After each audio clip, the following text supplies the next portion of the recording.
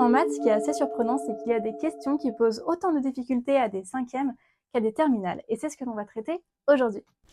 Nous avons donc cette figure, et on nous demande de donner l'expression de l'aire hachuré en bleu en fonction de x. C'est une question qui est aussi bien niveau cinquième que niveau terminal. En cinquième, on l'utilise du coup pour le calcul littéral, comme j'ai noté ici.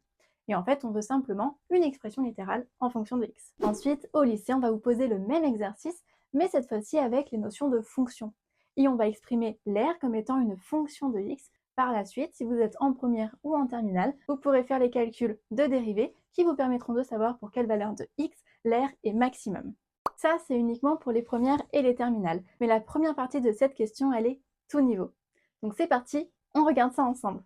On a donc ici un rectangle de dimension 10 par 6 et on a découpé dans ce rectangle un premier carré ici, de côté 2x, et un deuxième carré ici, de côté 4 moins x.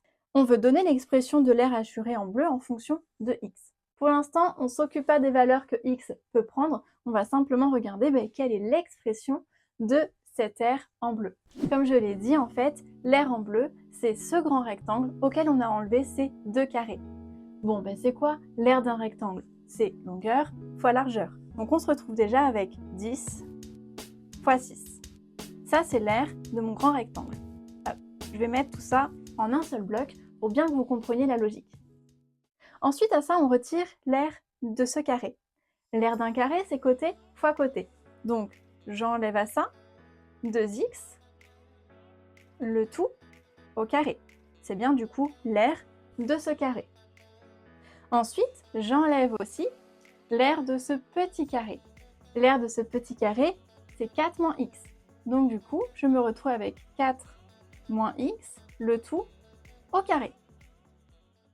Ok, ça, c'est l'expression de l'aire hachuré. Là, on va monter un petit peu en niveau.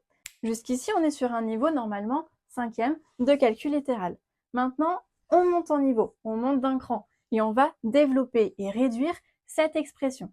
Ça, c'est ce que l'on peut faire en 5e quand on est très à l'aise avec la double distributivité, parce qu'ici on a une double distributivité. Les 4e, quant à eux, sauront faire la double distributivité normalement de manière assez simple. Et enfin, les 3e et les secondes devront utiliser les identités remarquables. Pour aller plus vite, nous on va utiliser les identités remarquables. 10 fois 6, ça me donne déjà 60. 2x le tout au carré, c'est 2x fois 2x, c'est du coup 4x au carré. Et maintenant, c'est ceci que je veux développer. J'ouvre du coup des grandes parenthèses, et ici j'ai quelque chose sous la forme a moins b.